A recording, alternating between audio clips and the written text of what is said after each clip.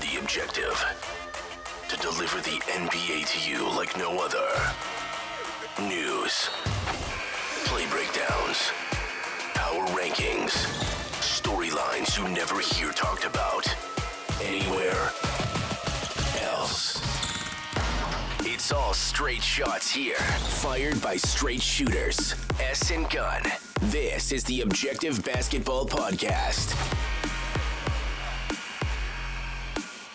What's going on, everybody? Welcome to the Objective Basketball Podcast. It's S here. No Lauren this week, but we have a very, very special guest, man. This is a person, if you are a Raptors fan, if you've been following the Toronto Raptors, obviously with what I do work-wise, you guys probably do. This is a person you already know. This is William Lou from the Raptors Show, man. Will, how are you doing, my guy? What's going on, S? Haven't seen you since you and I were at the back for Score FC. Unfortunately, we're not going to mention our defensive record, but a lot of good composure, a lot of good competitiveness from us. I think we were just maybe outnumbered in the midfield. Let's just blame the midfield. But how you doing? Yeah, I agree. And let's just blame, like bad weather or like bad, I think it was the cold that was getting to my knees. Also, I couldn't react as quickly as I wanted to, it wasn't. Listen, man, I hadn't played footy in like, I don't know, 4 years when you had seen me play. And when that happened, I'm making all the excuses now. I was going to say, why didn't you mention this before you joined the team? That was tough. I know. Well, no, I told Cash, I'm like, hey, man, like I haven't played in a really long time. Like, are you sure? He's like, yeah, we need people. We need bodies. Sure. Yeah. So that's a resounding compliment. We need bodies. Yeah, exactly. I hope this season's going well, though. I haven't seen what you guys have been doing. How's everything going there? Yeah, so it's more of the same, unfortunately. Okay. But it's a numbers issue. When we get people out, we're going to be fine. But we say that every week. But yeah, I feel you, man. I think otherwise, footy-wise, you're enjoying the rest of the season, like, EPL, CPL, all them. Yeah, just EPL. But I mean, listen, I'm a Liverpool supporter, so it's been a disappointing year, but there is an outside chance, very slim, especially now that Brighton has just been smacked by Newcastle. I have never in my life cared about Brighton getting smacked by Newcastle, but this season I do have to care about that. So we are chasing for that coveted top 4 finish in the Premier League, but no, I can't complain, man. I mean, it's been a great year for football. I do hope the players get a break eventually. Like they play nonstop, whether that's like the league or Champions League or, in domestic cups, and then also the World Cup this year as well. But I can't complain, man. It's been a blessed experience.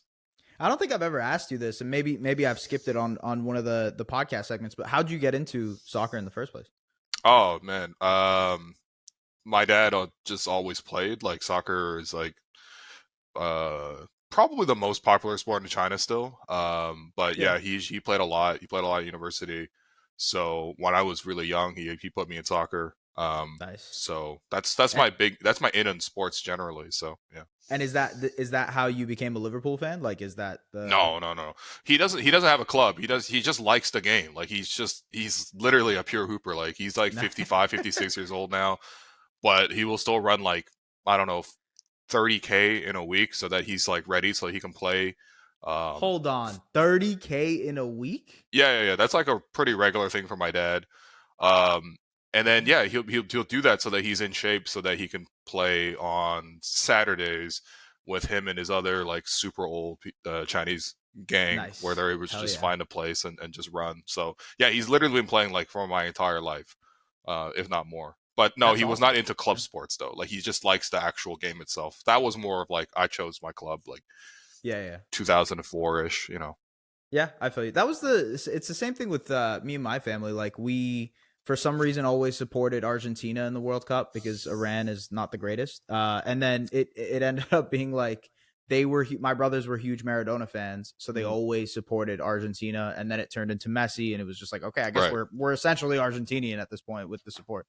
They like the international stuff more than they do club in the first place. I don't know if that's the same thing with your pops, but kind of, yeah, actually, because I think everyone sees World Cup. Not everyone necessarily sees like club football. Like I don't Yeah. know how much of English Premier League he watched growing up, or maybe it wasn't even the Premier League, I guess, back then. But yeah, everyone watches the World Cup, so he's very nostalgic about like Maradona. That was his time as well.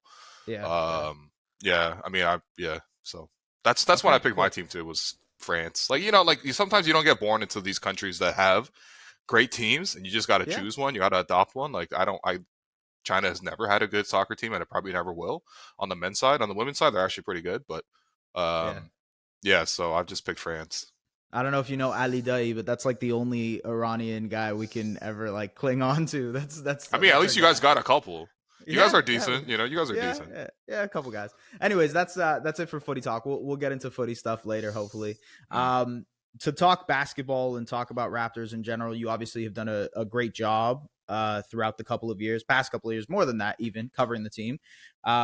Just overall feels, overall vibes of how you're feeling this summer with the team, how you're feeling moving forward. I know just as a temperature check, just to see where you're at, because it seems like as far as the fan base, as far as people have been talking about it, everybody is on one side or the other when it comes to what this Raptors team should do moving forward.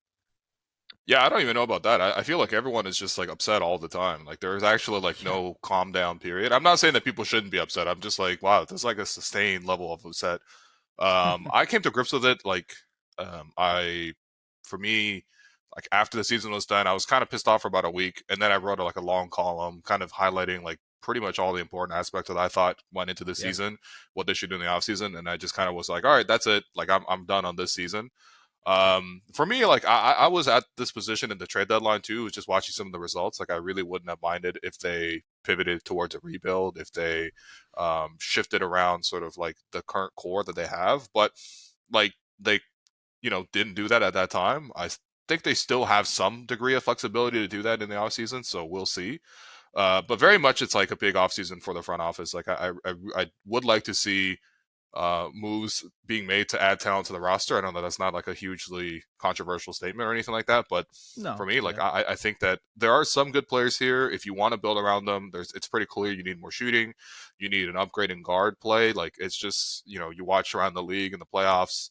You just kind of get jealous at all these teams with all their amazing guards. Like you watch the first round, you're like, wow, De'Aaron Fox versus Steph Curry. Like, meanwhile, like Malik Monk would probably be our best perimeter creator for us, right? So like that is a bit of a drop off from what the Raptors have to offer. But then again, the Raptors do have some advantages of their own. But realistically, the roster is fairly unbalanced. So if they want to win, they need to add talent. If they want to pivot in the other direction, they need to add talent. So I'm just kind of like, look, how's the front office going to add more pieces to this group? Right. I agree with you. I mean, I think a lot of people will agree with the fact that some sort of decision has to be made this summer. They've kind of kicked the can down the road continuously, and now this is the summer where they have to make their decision regardless. I guess a place to start with that would be the NBA draft. They recently had, a chance potentially, quote unquote, to get Wemby. Those chances are officially dead. They landed the 13th overall pick. There is at least some discussion about them potentially moving that pick, trying to trade up. Before we get into that, though, I guess, do you have anybody in that range that you've been watching or kind of looking forward to seeing if you like them? Is that something you've been kind of keeping an eye on?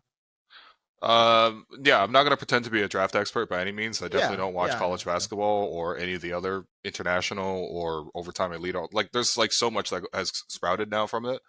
But usually around this time, I start to like look at, okay, so the Raptors have, I mean, that was pretty clear they were going to end up with the 13th pick. I didn't really think that the 1% or the 4% was going to hit. So who are you going to look for in that range? It's probably like 5-6 guys at that point, right? It's not very clear. So I've been kind of just like looking around, like I think probably most people in this time, just like looking at some YouTube breakdowns. I think Adam Spinella has a really good one.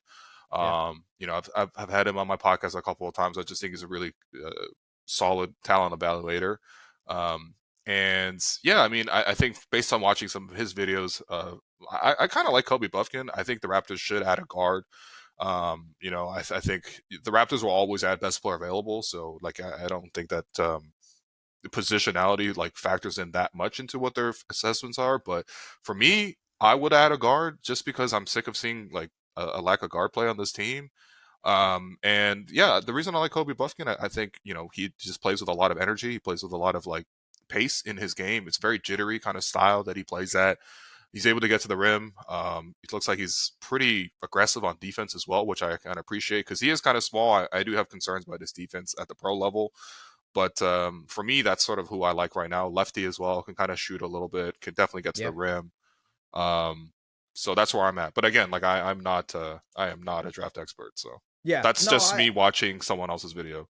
Yeah, I know. And honestly, I same here. I'm not going to proclaim. There are much smarter NBA draft people than me in terms of like just following stuff. So definitely, absolutely agree with you that, hey, we are from a casual perspective of the NBA draft analyzing who the Raptors should pick. But when it comes to the lottery, I think a lot of people have brought up this idea, and this has been the talk of the last couple of days, is what they should do with that pick, maybe packaging it, trying to move up. Maybe there's the opportunity with Portland, like a lot of people have mentioned, to potentially move them. And, you know, the idea that the Blazers are looking to get another star. And that star obviously comes up with all of the Raptors' decisions they have to make this summer on Pascal's contract, OG's contract, Fred, Gary, all those guys. There seems to be this talk about, hey, maybe the Raptors can, you know, make the most out of that opportunity and land a high lottery pick in this draft by moving one of those guys. Do you tend to agree with that? Do you think that is an opportunity?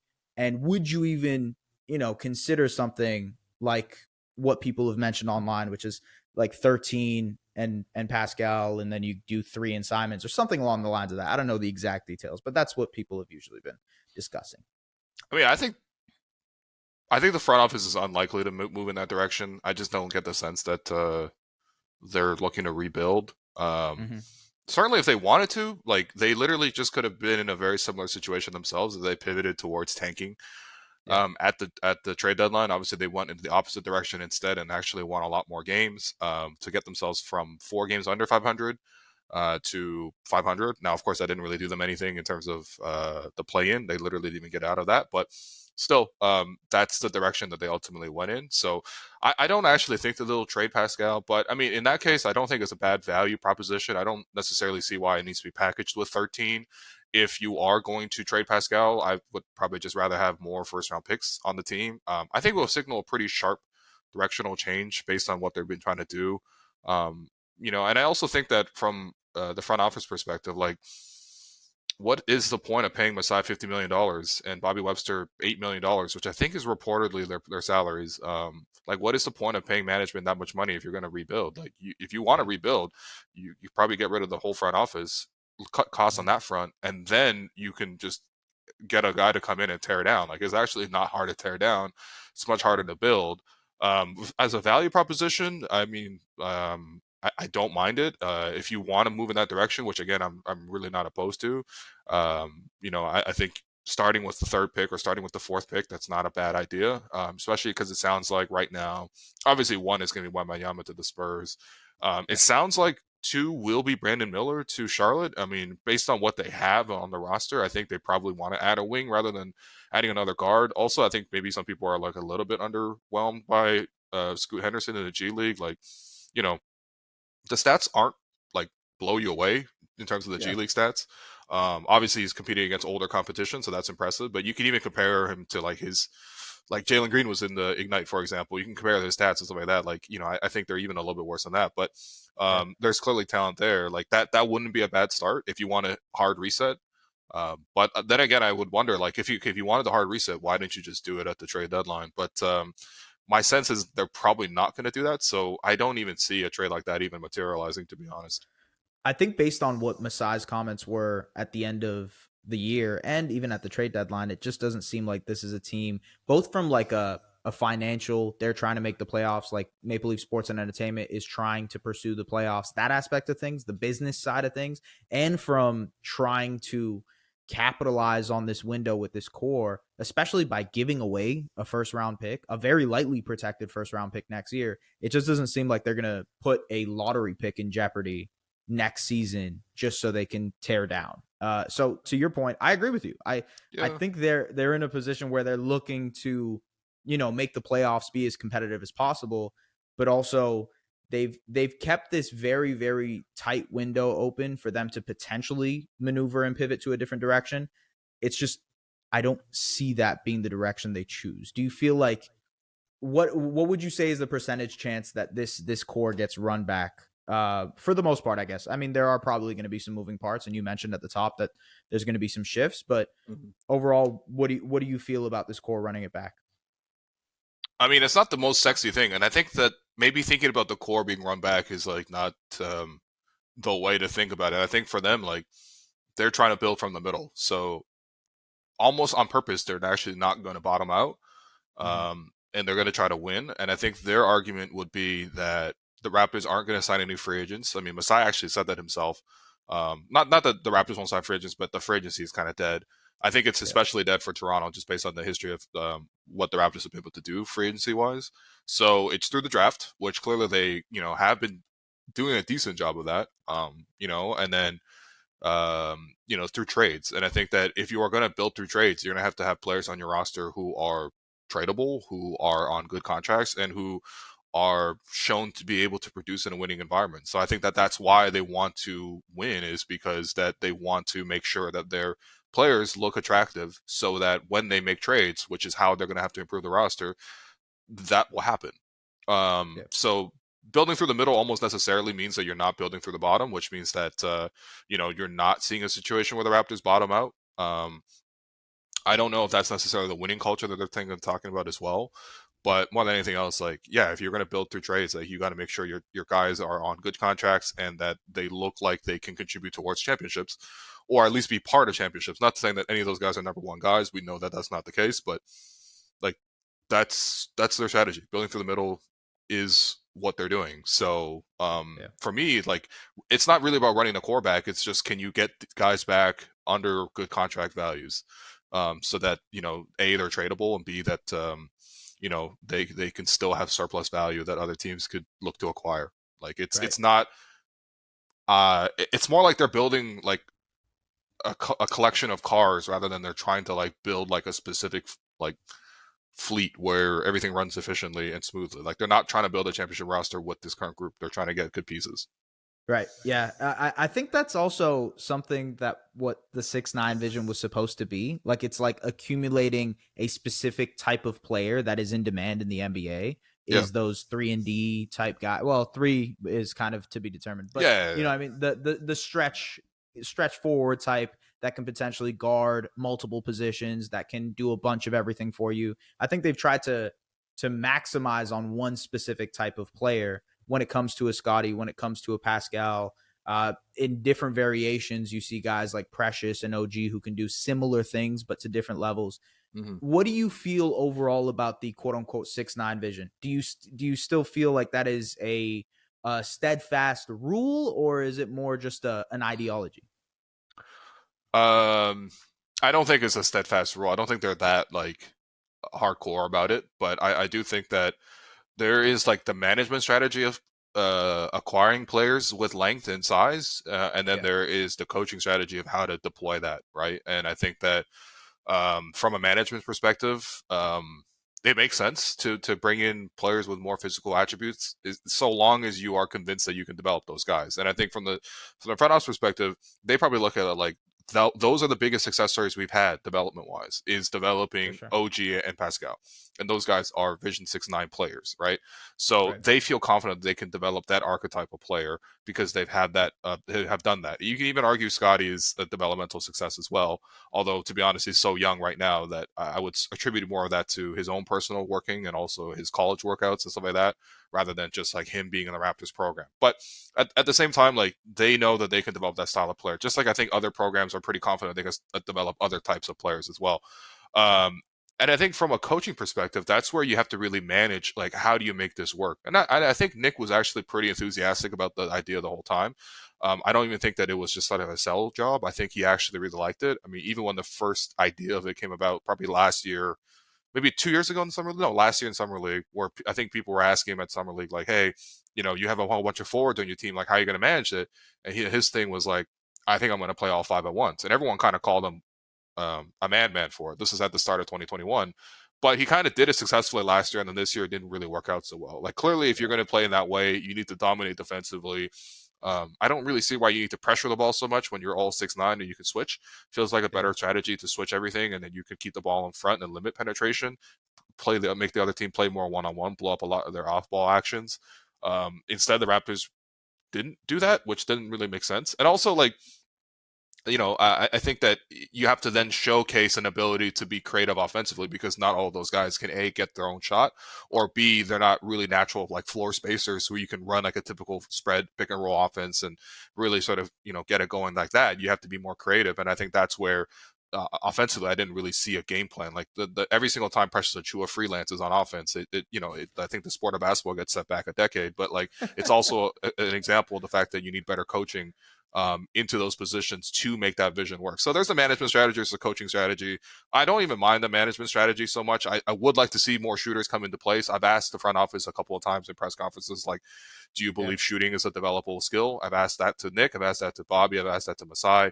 They all seem to say yes. But at the same time, like, I would also like to see that backed up by some progress on the team.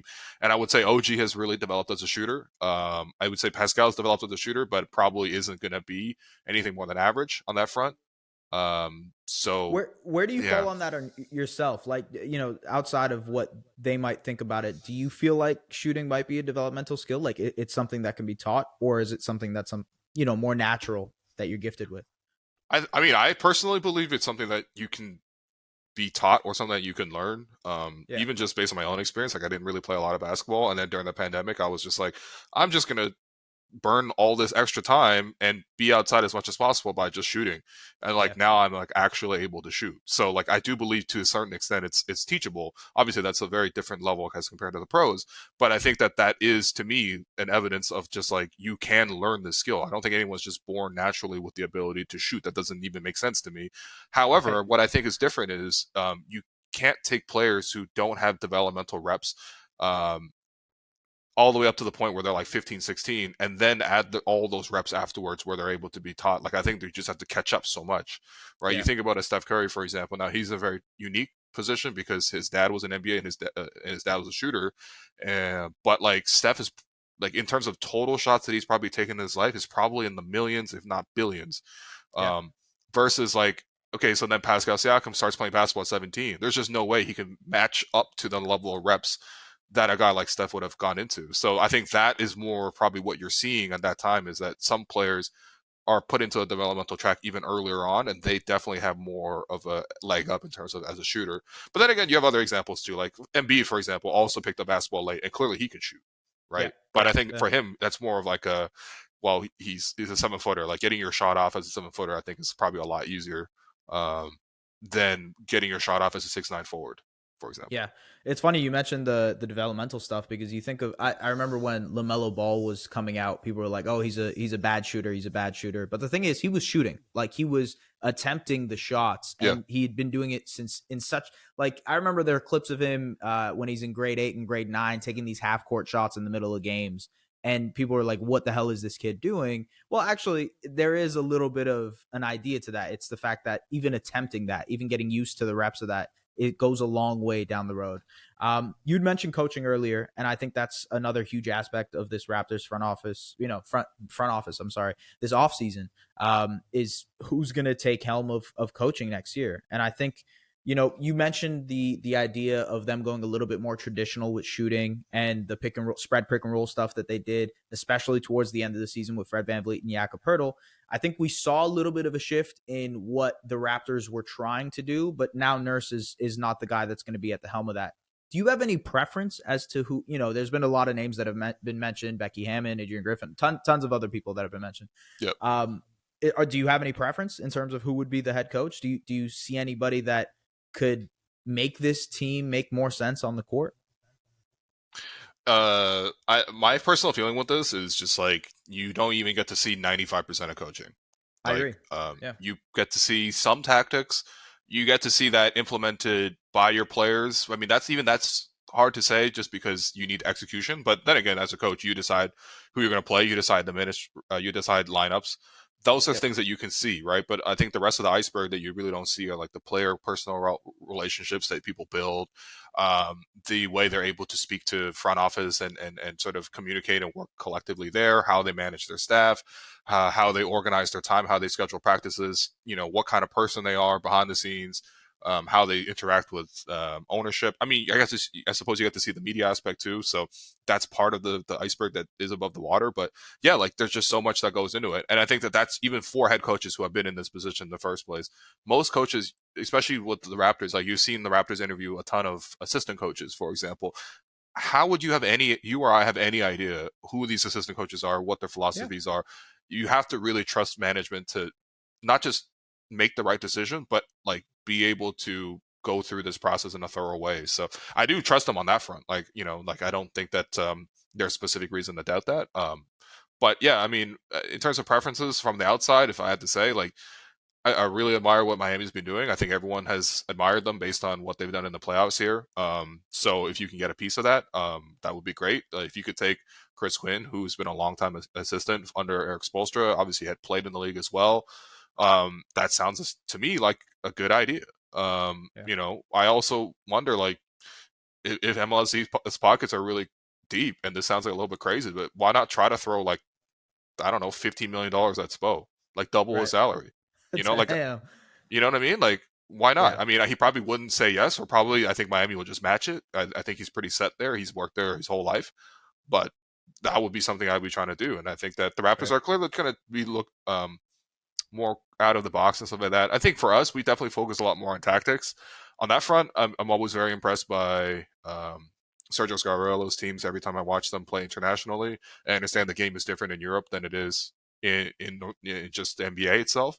But at the same time, I think Sergio has proven over a very, very long time that he can really, really get his teams to achieve good results. And yeah, I know he's been in the Raptors organization. I think he's worked well here. So not a surprise that they made the trip to fly over to see him, because yeah, he would be a good candidate in my books. But to be honest, it's very hard to really understand like what goes into coaching. So it's hard to say. To me, I just would like to hire a coach that hasn't already been a head coach at the NBA level yet, just to have the chance to get someone who can really be a great coach. All these guys that like have been hired or have been fired before, like, I don't know. There's a reason you got fired, right? So I'm not saying that those guys are bad coaches. Like, no one could really say with a straight face that Nick Nurse is a bad coach, or that Mike Budenholzer is a bad coach, or that like Monty Williams is a bad coach, or that Doc Rivers is even a bad coach. But like, those guys like were fired for a reason. I'd rather try to find maybe that next person that can really carry the franchise for a long time, rather than just going with someone who has a track record of success in the past, but also has a track record of failure. Yeah, find that Eric Spoelstra, if you will. Like, find a video. Exactly. Sure. You know what I mean? Find that guy and craft him. I agree with you that with coaching, we kind of so this is my thing with fandom in general, is like we always end up blaming a few things. It's like, oh, it's a make or miss league, it's coaching, and then it's officiating. Every time a team loses in the playoffs or in the play-in, it always seems to go to those three. It's not any other factor. It's going to be, hey, the coaching, the scheme didn't work well. He didn't play his guys properly. There wasn't enough minutes being allocated. Or, oh, the officiating was off. Look at the amount of fouls. Or we missed the amount of shots. Look at the three-point shooting. Look at the variance, right? And I agree. I think so. But those are always such surface level things to go ahead and blame. And I don't blame people for doing that. It is part of the game. Those things are important. But with coaching, it's the easiest scapegoat. I'm not saying that Nurse was blameless. I'm not saying that, he clearly did have his faults as a coach as well. But when it comes to the way that people talk about coaching, we often don't see, like you mentioned, 95% of it, because we really don't know the interpersonal stuff, the relationship stuff, the way people interact with each other. That's a huge part of this entire thing. So I agree. And when it comes to what happens next with the Raptors coach, we'll see. I think the goal is to end up becoming a consistent playoff team, being able to get to that point consistently, and being not contender, but like at least a playoff contender every single year. That's the goal. So we'll see what happens. Ladies and gentlemen, it is playoff time, though. Get in the game and make your next bet with Sports Interaction. Bet before the game or live in play on all your favorite teams' matchups. Head to sportsinteraction.com/SDPN or download the app to get started. 19 plus. Please play responsibly. Okay, so look, Will, we've talked Raptors a little bit. We have kind of mentioned some of the things that we've wanted to talk about in general, but I guess there still are a couple of questions left to be dealt with when it comes to this Raptors offseason, especially the free agent stuff that's happening. between Fred, Gary, and Jakob, and then the contract extensions. If you had to guess, I guess we can go one by one if you want to. Sure. If you had to guess which piece stays and which piece ends up not being on the team next year, which one would go? We'll start with Fred, because I feel like Fred is a guy who has been very, very polarizing this season for some people. And, the fan base has been harsh on him, I would say, with what he's been for this franchise in general compared to what he was this season. Do you feel like he is a guy who ends up staying on the roster next season or no?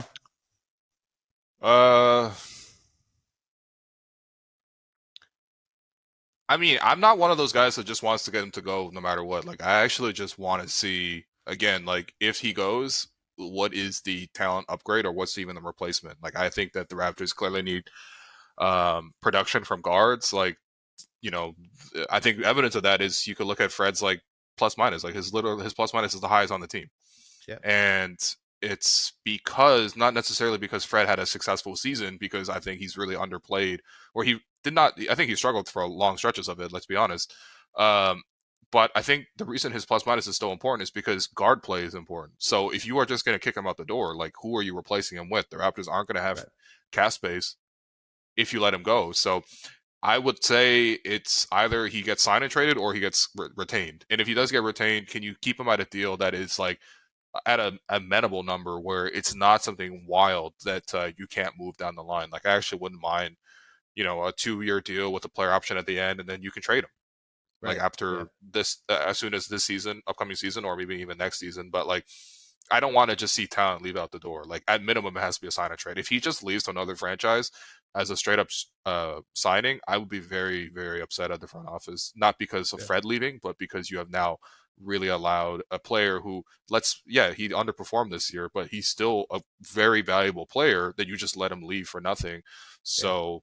And you had the opportunity to potentially move him at the deadline also. It's sort of a... Yeah, I mean, it sounded like there were really no deals for Fred, though. That sounded tough. Yeah. Which, to me, I was like, okay, well, then you really got to really think about, okay, if you're going to re-sign him, then how much are you going to be able to trade him in the future? Mm-hmm. But at the same time, you also have to consider, like, how many teams were really trying to make win-now moves and how many teams needed point guards at that time. Yeah. So maybe that's not indicative of the entire market, but at the same time, like, you have to be very careful with Fred. Also, I mean, he's had a lot of injuries here or there for a smaller guard that they don't concern me, because I don't think any of them have really required surgery. But at the same time, like, I am weary of it. Like, I don't know how well his game ages. Mm-hmm. So yeah, if the Raptors re-sign him, please keep it to a shorter term deal that is tradable. I think the only pushback, if I'm like speaking from Fred's perspective, I guess the only pushback would be like, hey, yeah, I have had injuries, I've sustained injuries, and I don't know how much more guaranteed money is out there for me. Sure. So I would like as long-term of a contract as possible. So it's like, hey, give me the 4-year, the 5-year deal versus going with, some people have mentioned Kyle Lowry's contract, which is like 3 years, $30 million with the. Oh, that's really smart to mention that, because that's pretty much Fred's like mentor his whole career is Kyle. Like, I wouldn't even say he like stole Kyle's personality, but it's like he adopted many traits of Kyle, and that's sort of the barometer he's going to match himself up with. Yeah. So Kyle around this age or around this time was getting 3-year, $30 million deals. So I think Fred is very much going to use that as a benchmark. That's not even just like a casual observance. That's, I think, actually how he operates.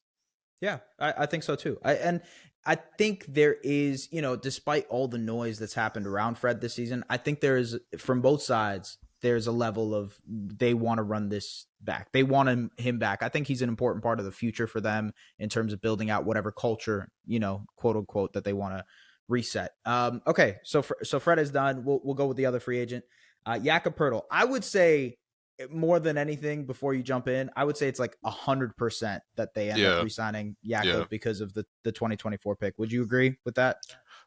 Yeah, this sounds like when the Raptors traded for Gary Trent.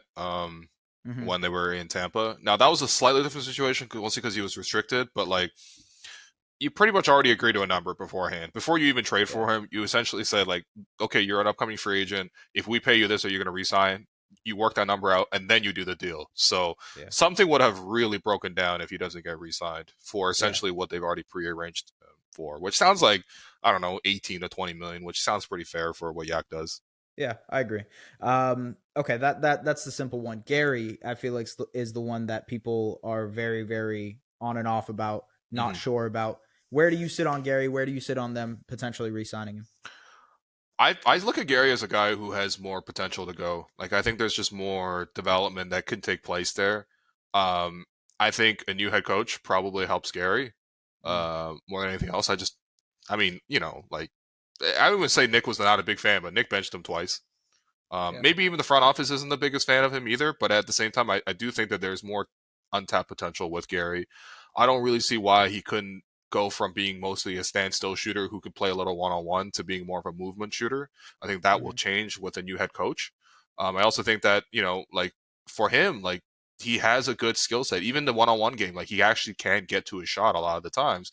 And on a team that is in need of guard play, like I think that it would make sense to keep him. However, I think more than anything else, he needs to decide like who he's going to be in the league. Like, is he going to take pride on his defense? We've seen it at times. We saw it in the bubble when he was playing for Portland. Like that was actually his reputation was being a stopper. Now I think being a Right. stopper was relative because he was better than CJ McCollum and Dame And Lillard at Dame it. Lillard, yeah, yeah, So yeah. that's not a stopper in my books. But at the same time, like we've seen it at times in Toronto where he can be really disruptive. But we have also seen it in the playoffs where like against the Houston against the Sixers, it was James Harden playing ISO against Gary Trent Jr. and mismatch hunting him specifically that really led to their landslide win in Game 6 to Hmm. close out the Raptors. And also in the play-in game, it was the same deal. Like as soon as Gary came to the game, they bully him defensively.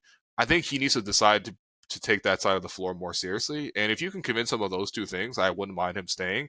If he's is you had to have a conversation with him. If he's more like firmly set on trying to be the type of player he is right now, then I'm kind of like take it or leave it, Right. But I Yeah. personally believe that there's actually more talent to be reached in Gary's game. So I wouldn't mind. I probably prefer if he just picked up his player option because I actually don't see what the specific market is for Gary. Like you don't really see a Yeah. lot of teams like linked to like, hey, Gary's gonna get this or that. Like you see that more with Fred. You see like Orlando pops up or like Phoenix gets tangentially mentioned.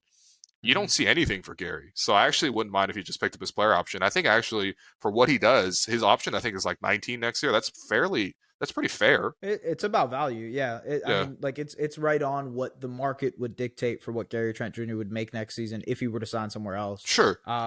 So Yeah, exactly. So if you're Gary, then if you can lock yourself in at 19 for like the next 3 years, or you can yeah, come back to Toronto, play even better, and get yourself into a free agency situation where you can get an even bigger deal, I'd yeah. rather take that chance to take the player option rather than just locking myself in at that firm number.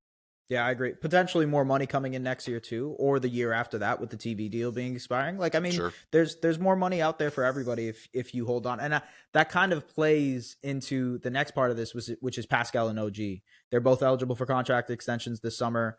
There's a level I think from both sides, at least from what they said in their exit interviews, that there's a level that they want to run it back. They want to stay Mhm. here. Where I do mean, you what are they going to sit? say though? Yeah, I guess it's They're not not like going they're to be gonna be like, like, "Yeah, no. I'm dipping." Yeah. What are your thoughts on them potentially extending Pascal and OG? And I guess the question would be like, what is the percentage chance they end up re-signing any of those guys? Knowing what we just talked about with Gary, with the fact that there's more money out there next year if they just wait it out. um, I mean, I think with Pascal, if you offered him the 4 year max, which is probably what his side is going to look for, I Yeah. don't even think there's even much of a room for conversation. Like I think he is at that level. He deserves that contract, and if the Raptors choose to offer it, which I'm sure they'll come in like a little bit lower and try to be a little cute, but whatever. Like there's not negotiation there for a player of that level. You're going to pay him the max. That's kind of it. I think with OG, it's more. I don't know. I mean, I feel like the new CBA came in and like it raised the percentage, that you can get it to like 140% of the original contract, and so you could pay him like 30 million.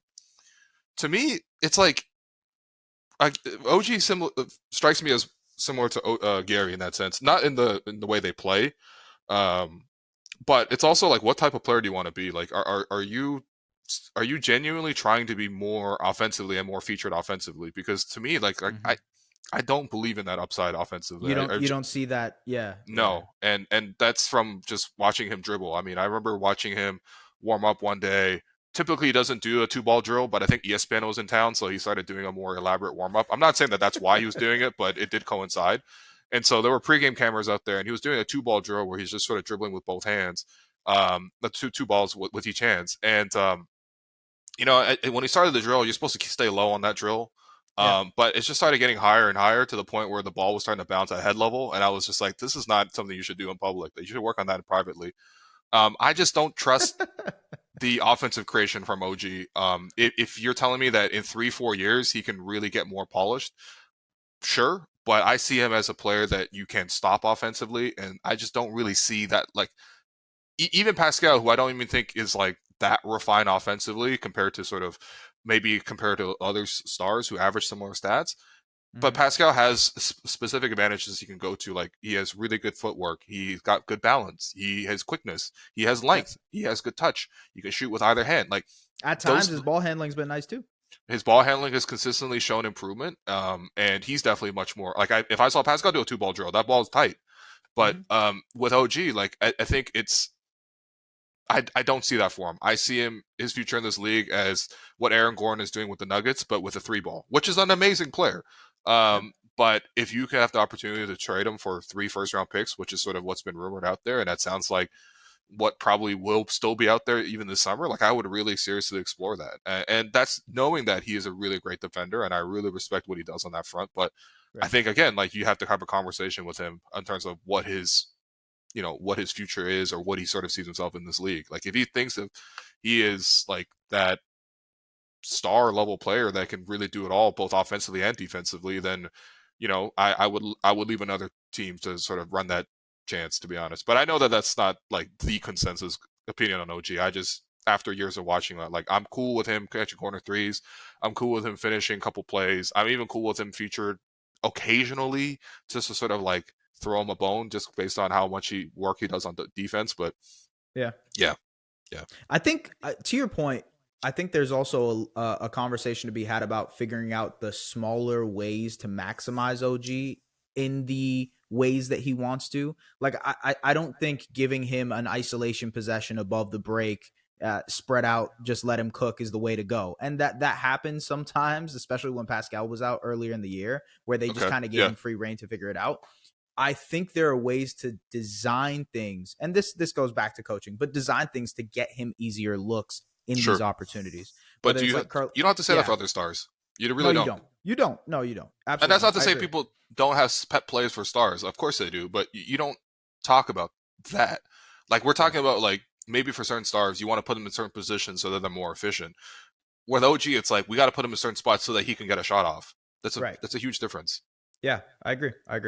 I think there's at least from like a conversational standpoint, I think he has to go through that process of realizing what kind of player he is. And maybe it is going out there and testing it out, like being on another team and seeing that, when you get 10 isolation possessions in a row and shoot 10%, like that, you will start to realize that you're not that type of player. But I think some people have to go through that hurdle themselves. Like, that's fair. This is a completely different situation, but I think Andrew Wiggins is a situation where in Minnesota, he had free reign to do whatever he wanted, and he had to realize that, okay, maybe that's not the type of player I can be to be completely successful in this league. Goes to Golden State, he gets assimilated to being in a different role, and now he can thrive as this, ultra 3-and-D type of player. OG has to go through a similar process, in my opinion, of he has to realize that, like, I'm not this type of player, or maybe I am. Maybe he goes and he figures it out and unlocks something that we never knew he had. But I feel like he still has to go through that process, Yeah, and I mean, having said that, like, Wiggins is much more skilled offensively than OG. Absolutely, yeah. It's like OG wishes that he was at that level offensively, because that's, having that type of requisite skill just makes you at a base level. It makes it so much easier for you to operate offensively. Just do the regular things that you see on a basketball court more commonly. So we'll see what happens. It's going to be interesting, man. I think, based on what you're saying, the domino that might fall core wise is OG. The guy that they might consider in terms of moving seems to be that guy. But do you feel that way? Do you sense that being the case? That's how I would personally feel. But I mean, okay. I think for me, like, I I watch a roster that gets kind of starved for offensive creation, and Yeah. I'm looking to see which players have a lot of value. In this case, like OG's value is second most on the well, actually, I suppose Scotty's up there too. So third most on the team. Yeah. And yeah, I mean, like if there's something the Raptors have to replace is 6'9" forwards, probably not with OG's skill set. He's much better shooter than pretty much everyone on the team except for Gary and Fred. So, but yeah, like that's the decision I would make based on who can get you the most back in a trade. I'm not trading anyone just to get rid of them. Yeah. I'm Yeah. looking at the value plays. But yeah, in terms of how the front office is going to play it, I'm not really sure. Like, I actually think that again, it doesn't really sound like they want to rebuild. I think they want to add more to this group. So if you're going to add more to this group, you need to add more guard depth. I think a third guard would unlock a lot of things for this team. I've said that for 2 years now. You look at the Celtics, for example, like, yes, they have Tatum and Brown, which is more talented than the core two for the Raptors. There's no denying that. But what they've done successfully is add Al Horford to the group. It's cost them a first round pick, but Al Horford's very vital to what they do. They've added Malcolm Brogdon to the group, which I think has been a really, really good addition for them offensively. Defensively, he gets picked on a little bit, but he's honestly solid on that front. They've added Derek White to that group, right? They've used their draft picks and added a couple of pieces who can play in a playoff setting, right? You have, for example, Grant Williams. Well, that's more so last year. This year, he's not playing as much, but like Grant Williams was a lower first round pick, but they were able to put him in a role. He was able to succeed in that role. You slowly add depth because, like, you know, a team like the Celtics, they weren't like dominant or anything like that. They have better core talent than probably what the Raptors have right now. Not probably, definitely. But they are able to add supporting pieces and make the team deeper. Like, the Raptors haven't really been doing that. I mean, Pirtle, I think, is the first step towards that. But, you know, if that's the direction they want to go, they need to add more pieces. Third guard is clearly something that they need in their rotation, with or without Gary or Fred coming back. I think that's something that has to be addressed at the draft level too, just because you want long-term control of whatever guard that you get potentially, especially with Fred and Gary potentially being out. Like, you want to be able to have a guard who can potentially replace that. That's the ultimate goal here. You mentioned the Celtics. I think this is a good part to kind of segue into the playoff talk. The playoffs, in my opinion, have been awesome. I don't know about you. I feel like it's been some of the best playoffs that I've watched in a minute. How do you feel overall about the playoffs? What are your general thoughts? And then when it comes to the Western Conference and the Eastern Conference, how do you feel that shaking out, man? I mean, yeah, obviously the playoffs have been amazing. I think it's been really entertaining. The one thing I actually don't fully like, and I think sometimes I'm including myself in this too, so I'm really diagnosing that I don't like this, is just like anytime anyone loses, like, it's just a chance to make fun of them. Like, it just feels a little strange. Like, yes, let's make fun of the Sixers because this has happened to them repeatedly with a cast of characters that are probably unlikable to the general fan.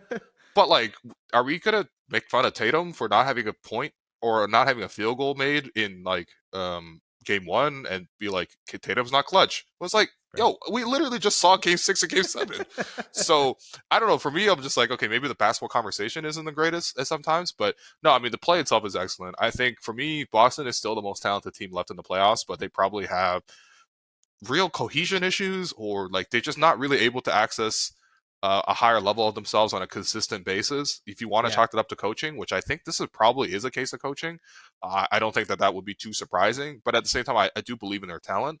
Miami has been an excellent team just to follow. I think I really admired their organizational structure more than anything else, the way they're able to coach. Obviously, Kyle is a great player to root for. He's still doing the same stuff, man. He's still doing the same stuff. Yeah, not to the same level, but he's still doing the same stuff. Yeah, which is great to see, right? I think it's really impressive. Like, I think you see older guards all the time.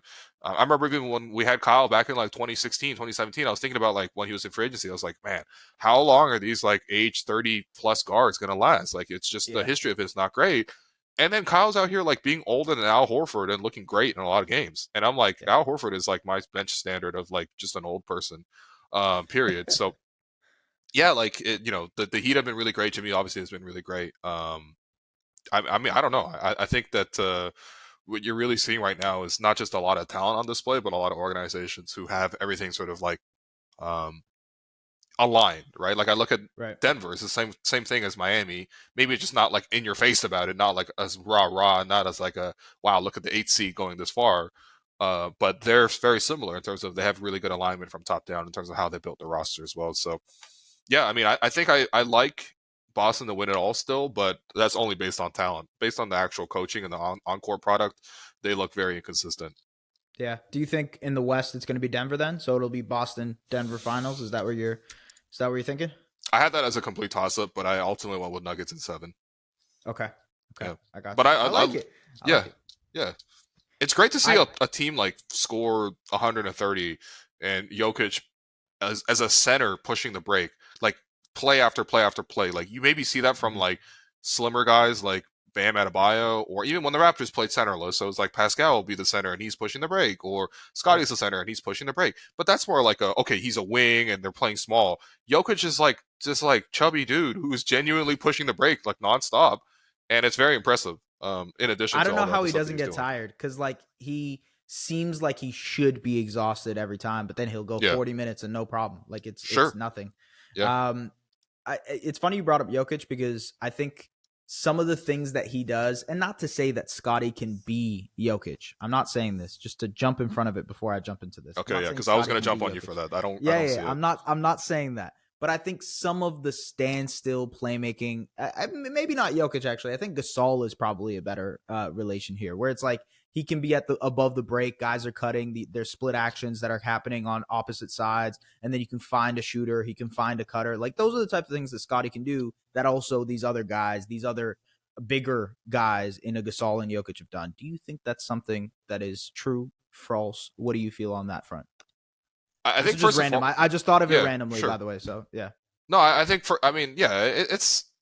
it's possible, but I think first and foremost, one of the advantages when you have a center who spaces you out is that you're purposely running it through your center so that you can pull the biggest defender out of the paint, and so there's more opportunities to cut. So if Scottie's getting guarded by a wing, but other guys are cutting around him, there's not that same advantage, right? So you're spacing wise, it may not hit in the same way.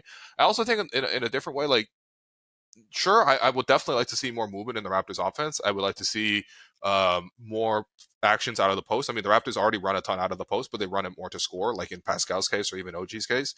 But like Jakob can do a lot of the things that you're describing there. In fact, they have a couple of plays that they're running for Yak to get those backdoor lobs to OG. So I could see Scottie running on those senses as well. But I think more than anything else, like if you're going to put the ball in someone's hands, that man has to create advantages constantly. And I think that more than anything else, I want to see Scottie create more advantages in terms of as a scoring threat so that he can draw a second defender. Having him in a standstill position in the post where it's easier to double team doesn't necessarily seem like the best way to always get him open. I mean, obviously, or get him into a position to score. Yeah, there's just a couple of issues that I don't really like with this comparison, but at the same time, I don't mind just like more movement shooting on the team in general. It definitely isn't a clean comparison. That's not what I'm saying at all. No, for sure. But it's like the same stuff that people will be like, oh yeah, you can put him in a Draymond style role, or you can do like what Ben Simmons kind of did, and like I think those are fine to a certain degree, but those roles always succeed with movement shooting, and the Raptors don't have that. Like, not they don't even have that. They don't purposely run that. So maybe they need to improve that in the first place.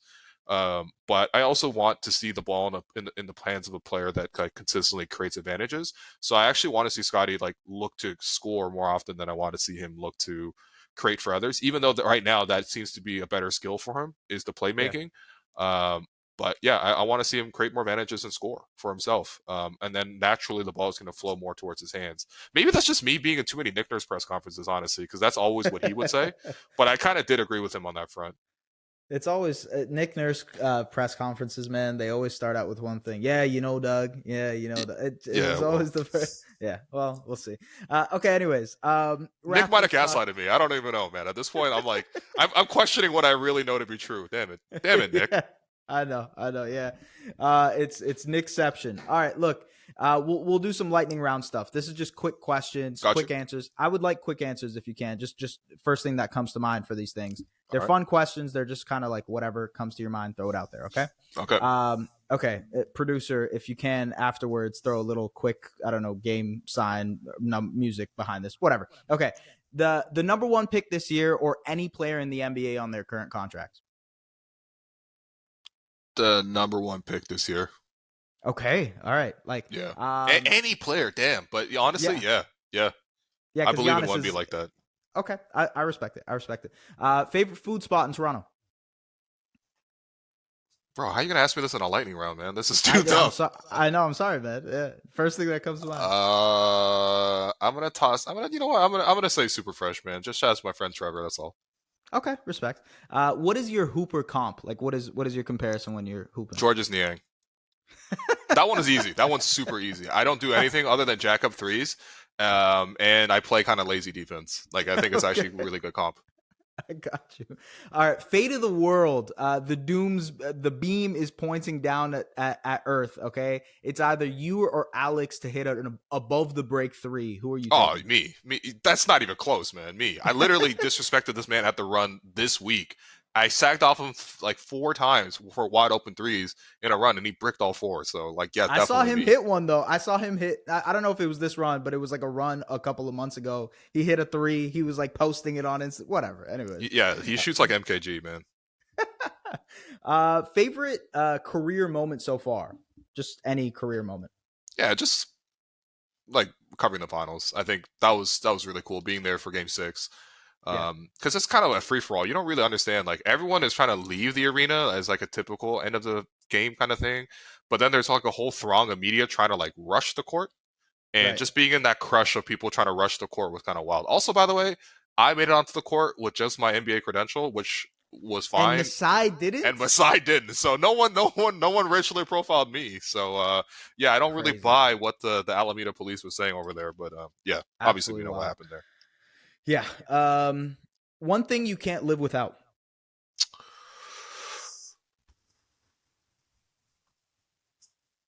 Weirdly enough, poker chips. I love shuffling poker chips, and I take it on all my vacations. So I feel like that's actually true. Yeah. Are you a fidgeter? Like, are you playing with the poker chips? Or are you actually? Yeah, I think I am a fidgeter. I don't have it around right now because it's just too loud. But yeah, I'm like constantly shuffling chips. Anybody who's been in my life knows that. I even do it in the office, which is just a faux pas. But whatever. All right, cool. Favorite interview you've done? You've done some great interviews. Favorite one? Favorite interview? Yeah, honestly, that's hard to pick. Honestly, Bobby, are we doing? There's some other ones. Yeah, Nick. Yeah. Honestly, I really Gary Trent Sr. I don't know. Listen, yeah, Gary Trent Sr. is a great interview, but it's different. Gary's different because you don't even ask the questions you have prepared. Right. You just get bombarded, so he just takes over. I'm gonna say honestly, I gotta say Fred is a great interview, man. I know this is like always the thing. It was like, oh, the media loves to defend Fred because he's a great interview. There might be some truth in that. That man's a good interview, man. He is. He gives great answers, though. Like, I mean, that's the guy that we have to work with all the time. So I actually don't mind interviewing Fred at all. So he always gives great answers too. Okay. Favorite non-Raptors season ever? So any team you've enjoyed watching at any point in time that wasn't the Raptors, any season. Favorite? Probably like I don't know, man. The Phoenix Suns under Steve Nash, 7 seconds or less. Probably the first season, I think. Okay. Or even the second season when Amari got hurt, and then it was like Boris Diaw running it. Like I love that year, man. That kind of got me into basketball. So.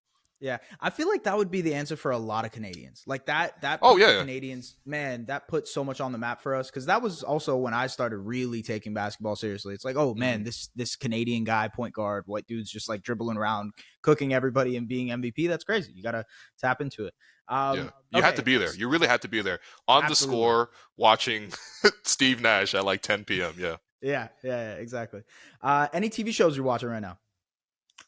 I'm binge watching Succession, so I can understand the memes. Nice. I'm like 2 episodes away from catching up to like the most recent. Is that from a demand from Alex to get you to be on the same track? No, I mean yes, he did ask many times, but I think more than anything else, I just wanted to see what the hype was about, and it was pretty fun. I think season 1 is still my favorite, but it's fine. I think I wouldn't say it's my favorite TV show or anything, but it's Are you like caught up? I'm on episode 6 right now of season 4, so I'm almost there, really. Yeah. Okay, I got you. Is Scotty an all-star next season, yes or no? Next season? I don't think so. Okay. There's a lot of all-stars. There's only 12 all-stars in a conference, man. There is. They should increase that, by the way. I agree with you. They should. Okay. Give me 13 or 14. Trade Pascal or keep? Honestly, it depends on the package more than anything else. Okay. But I do think that he's an extension-eligible player who's willing to sign an extension in Toronto. That's not nothing to me, man. It's not rare. You're right. It is rare. Liverpool or the Raptors? It's clearly the Raptors, but I mean Liverpool is very cool. I mean, but I've never really like had this physical attachment to that team. That's just more like Yeah. me enjoying watching them from afar. Have you? I don't know if you have, but have you ever been to a game in Liverpool? No. I would love to. That's like a bucket list item for me. But Yeah. because you know, like how people want to like watch all the baseball games like in the different arenas. Like I want to go to Petco Park and I want to go to Wrigley Field or whatever. I'm like, I don't care, man. I would love to go to all the soccer stadiums though, like in the EPL, for example. Yeah. Well, at least the major ones.